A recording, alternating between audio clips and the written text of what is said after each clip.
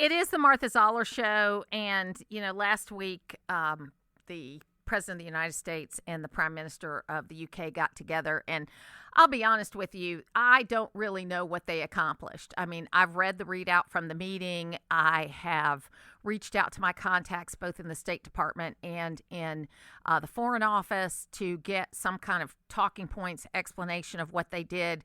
But I think that honestly, they have a very murky position related to Israel. And this week, Israel said, in no uncertain terms, we're going to go forward and do what we have to do. Lisa Wexler is joining me right now. And Lisa, it was a interesting thing that happened in Lebanon. It does seem like it targeted the terrorists, and it was a very targeted attack.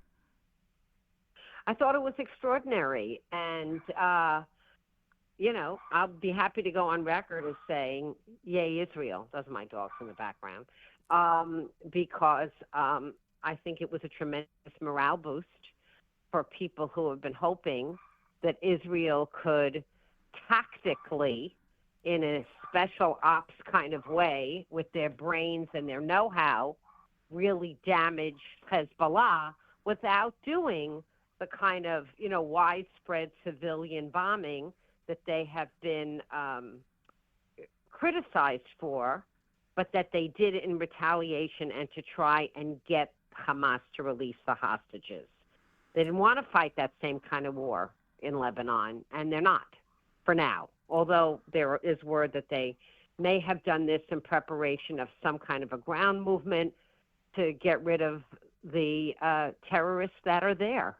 I mean, the Fox News report that you just read for us was very accurate in that Hezbollah is a non-state terrorist network. And everyone should be opposed to that. I mean, anyone in the 100%. Civilized world should be opposed to a non-state military that... I mean, it's crazy. Yeah. I mean, and crazy. And the fact that Iran is crying because its ambassador to Lebanon got blown up. Well, excuse me, what was he doing with the pager that was wired into the system of Hezbollah? Case closed. Yes. Why was he holding the thing? Yes, Hello. Absolutely.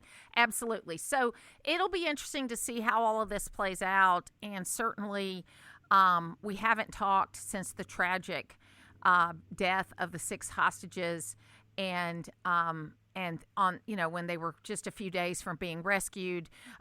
Luckily, this Monday night, or wonderfully this Monday night, we had at the Faith and Freedom dinner in Atlanta. There were about 3,000 people there at that dinner, and there were 3 survivors of October 7th.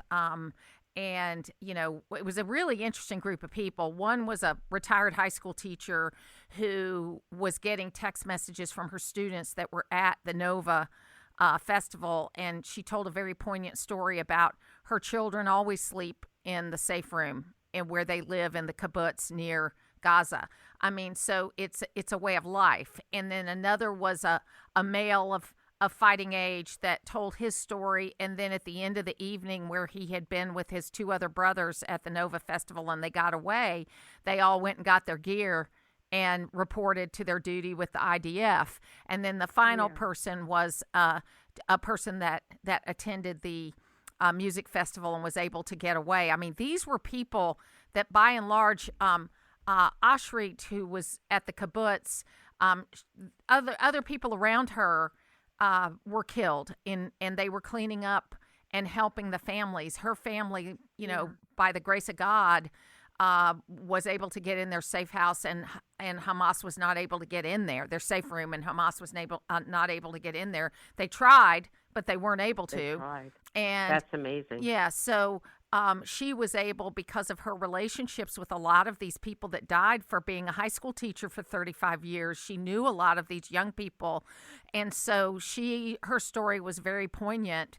But the other 2 were basically people that, for whatever reason, they didn't wait around once the rockets started happening. They got out as quick as they could, and they got out a little bit ahead of the mass. They still encountered situations, but a split second, Lisa, if you waited, if you waited or you didn't wait, could have been the difference whether you lived or died.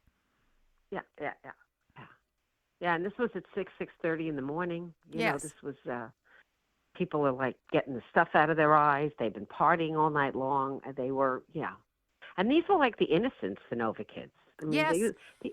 the irony of all of this is that most of the people that these people killed were the flower children of Israel. They were the peaceniks. They were the people that would have said, on any cost, we need a two-state solution. Yes. Their families were like this. These were the people that only wanted to be peaceful. You know what I mean? They wanted to believe in a better world. That was kind of the whole purpose of the Nova Music Festival. That's why they had it so close to the Gazan border, was because they wanted it to be a message of peace. But I want to bring it back home because 2 weeks ago, we had a horrible shooting here in Bexar County. That's in my listening area, a high school shooting. I was actually on my way out of town, so I was following it kind of remotely. But we did and this week the band from that high school participated in a competition that's a normal competition, and they'll be going back to school next week. And there's life's getting back to normal. But what happened in this horrific situation? For those families. Yes. For those, it'll never be normal. It'll never be normal. And I had a nice discussion with the folks.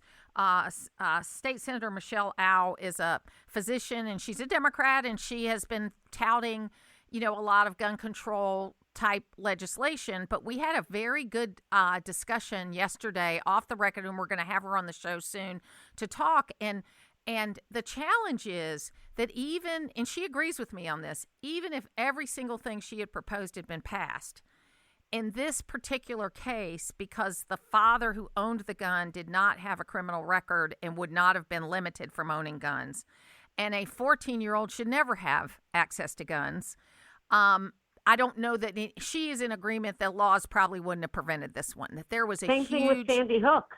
Yeah. Same thing. Adam Lanza got his 5 guns. Yes. Because his mother, who never had a criminal record, Nancy, very nice lady, whatever, thought that she could communicate with her son via shooting together at a gun range and whatever. Right. So what is the common way. thing here, Lisa? That there is a family breakdown. There is at a human level, there is a broken family that either didn't have the resources, didn't have the I don't know what it is, but there's there's a family breakdown. There's poor adult judgment. Yes. Because they know that these kids are mentally unstable. They're afraid of them. They're afraid of their own children. But they allow them to have access to guns when they shouldn't, right? So there is that. There definitely is that. There's poor parenting. PPPP, poor parenting. Yeah. There is. Yeah, and I say every day, one of my taglines is vote, parent your children and the children in your life, and have a face-to-face conversation with someone.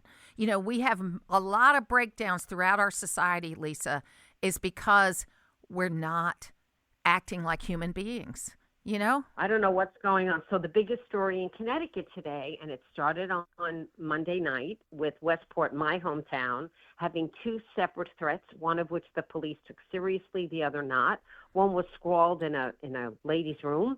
We're going to shoot the school down on Tuesday. That one, the police investigated. That was not a threat. But there was a social media threat that came from a kid that 3 years ago the police were close to arresting for making something like this. This time they arrested him, but we don't know the name because he's still a juvenile. And that, freaked out Westport community. This morning, happening in Bridgeport and Ansonia, and there were 8 threats to other schools within the last week in Connecticut. And, we have red flag laws, and none of these threats, thankfully, have shown that there's any actual imminent danger of weaponry. But here's the issue for me, Martha.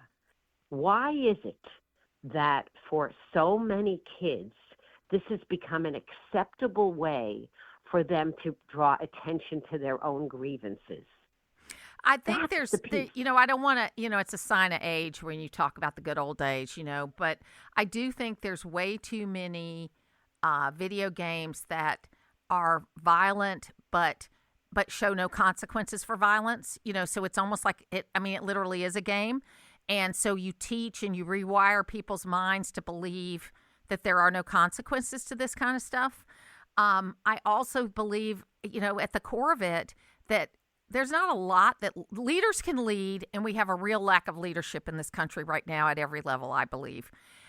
But human beings are going to have to change at the individual level, and I don't know what it's going to take to make that happen. I believe it's a lack of faith in your life, regardless of what it is, that if you don't have faith in your life, you're going to fill it with something else that's not going to be very pretty. But I think there's a real problem with the American family that is infecting everything. Yeah. There's something really corrosive ever since Bowling for Columbine. Yes. There is something really corrosive that has gone on in too many places. Urban, suburban, rural, black, white, in between. And again, it's like this generation of kids growing up thinking that it's an option. It's an option. So I was in France last week for the 80th anniversary of the Southern invasion of France. My father was involved in that, and it was, it was a little town. Like, there were two little towns where the battle happened, about 700 or 1,000 people each, and there were American and French flags up and down the street. The little children from the schools had been taught to sing the national anthem.